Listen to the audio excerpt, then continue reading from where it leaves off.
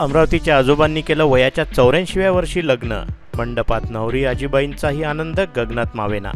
अमरावतीच्या अंजनगाव सुर्जी येथील चिंचोली रहिमापूर गावातील एक असं लग्न ज्यामुळे सर्वीकडे चर्चेचा विषय बनला आहे।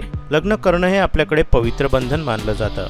एक लग्न करून आपल्या जोडीदारासोबत आयुष्य घालवण्याचा निर्णय अनेक जोडपे घेतात, पण काही जणांचे साथीदार आपल्या जोडीदाराला सोडून जातात। मात्र काही जणांना एकापेक्षा अनेक लग्नांवर विश्वास असतो। अशा वेळी ते आपलं वय देखील पाहत नाहीत। अशीच एक घटना अमरावती जिल्ह्यातील अंजनगाव सुर्जी तालुक्यातील चिंचोली रहिमापूर येथे घडली।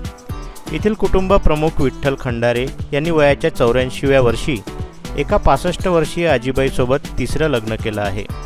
अंजनगाव सुर्जी तालुक्यातील चिंचोली रहिमापुरात राहणाऱ्या या व्यक्तीने 84च्या वयात तिसऱ्यांदा लग्न केलं आहे।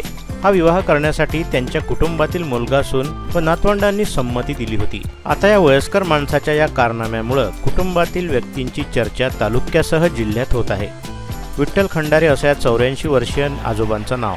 विठ्ठलरावाच्या पत्नीला 3 ते 4 वर्षापूर्वी देवाज्ञा झाली। त्यामुळे विठ्ठलरावांना जो मायेचा आधार पत्नीपासून मिळत होता तो कमी झाल्यानं एकाएकी जीवनाची सल त्यांना झोंबत होती। यासाठी आपण दुसरा विवाह करतो असा मानस त्यांनी मुलाजवळ बोलून दाखवला होता, परंतु याला कुटुंबातील मंडळीने विरोध केला। असा एक असफल प्रयत्न लग्नाचा त्यांनी या अगोदर केल्याचं समजतं। शेवटी वडिलांच्या अतिआग्रहास्तव त्यांची इच्छा पूर्ण करण्यासाठी मुलगा आणि सुनेनं होकार दिला आणि अकोट येथील 65 वर्षीय महिलेशी चिंचोली रहिमापूर येथे विधिवत विवाह पार पडला। या आगळ्यावेगळ्या विवाह सोहळ्यासाठी त्यांच्या मुलामुलीसह नातवंडांनी आनंद घेत ठेका धरला।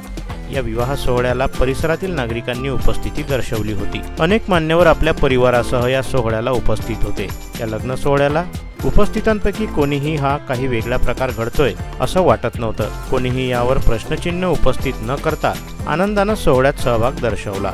या विवाहाची चर्चा पूर्ण तालुक्यात वाऱ्यासारखी पसरली असून प्रेमाला वयाचं बंधन नसतं हे पुन्हा एकदा सिद्ध झालंय। व्हिडिओ आवडल्यास व्हिडिओला लाईक करा, शेअर करा। मंडल न्यूजच्या यूट्यूब चॅनलला सबस्क्राईब करा व फेसबुक पेजला फॉलो करा।